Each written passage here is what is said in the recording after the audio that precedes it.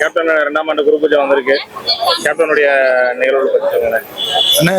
Captain எங்களை பொறுத்த வரைக்கும் கேப்டன் எங்களை விட்டு மறையல. இன்னைக்கு கடவுளுக்கு தான் குரு பூஜைன்னு எல்லாம் கேள்விப்பட்டிருக்குங்க. இன்னைக்கு எங்கள் கேப்டனுக்கு குரு பூஜைனாக்கா இந்த கல்லால் இருக்கிற கடவுளை கண்ணால் பார்க்கும்போது ஒரு சின்ன பக்தி வரும்.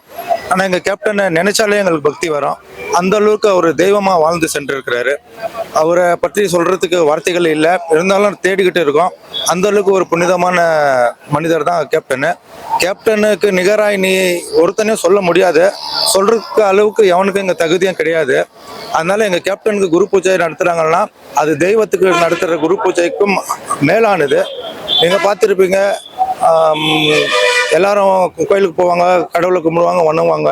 அங்கே அவங்களுக்கு ஒரு சின்ன பக்தி ஆத்மா திருப்தி கிடைக்கும். ஆனால் இங்கே வந்திருக்கிறாங்க கேப்டனோட குரு பூஜைக்கு. அங்கே ஏன் வந்திருக்காங்கனாக்கா அவர் தெய்வ குணம் படைத்த ஒரு வள்ளல். அவரை நினச்சி அவரை வணங்கினால அவங்களுக்கு ஒரு ஆத்ம திருப்தி, ஒரு கடவுளை வணங்கின ஒரு ஆத்ம திருப்தி அவங்களுக்கு கிடைக்கும் அப்படின்னு தான் இது 2வது குரு பூஜையில் வந்திருக்கேன். நான் பெங்களூர்லேருந்து வந்திருக்கேன். இது 8வது தடவை கேப்டனோட ஆலயத்துக்கு நான் வந்திருக்கிறேன்.